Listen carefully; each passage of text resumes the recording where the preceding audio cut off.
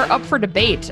We went down to Iowa, not literally because I don't care for that state. I will say it out loud. But we looked at the AHL team and wanted to discuss some of the prospects that are down there. Dmitri Sokolov, Calen, Addison, or Adam Beckman.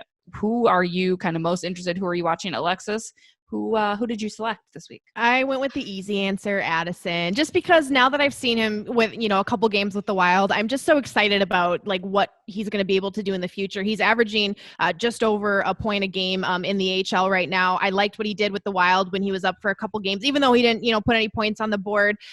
He did a lot of good things, and keep in mind, he's a defenseman as well. So the fact that he's averaging over a point a game as a defenseman is pretty impressive. And I like what he did, because I know that we've talked about this a little bit, but there's been talk of like, is he too similar to Matt Dumba? And, he was compared to him so often as we've mentioned him over time. And seeing him play with the Wild, I realized, okay, he's got a lot of his qualities, but he's his own person and he does his own stuff. And I'm very excited to see him long-term with this Minnesota Wild team.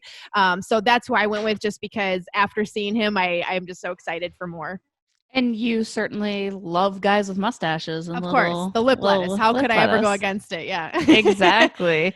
No, I kind of went with him too, just because he's the one that we do keep hearing about next, right? And he is kind of the one that everyone's got their eyes on. They're ready for him to make that next step, ready for him to come on up.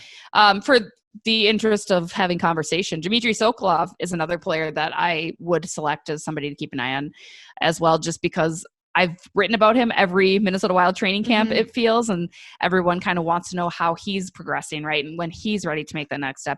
I don't believe we've seen him up with the Minnesota Wild just yet. He signed in 2018-19 a 3-year contract with them. So I would be curious to see how things are going for him down here. Again, I don't have the time.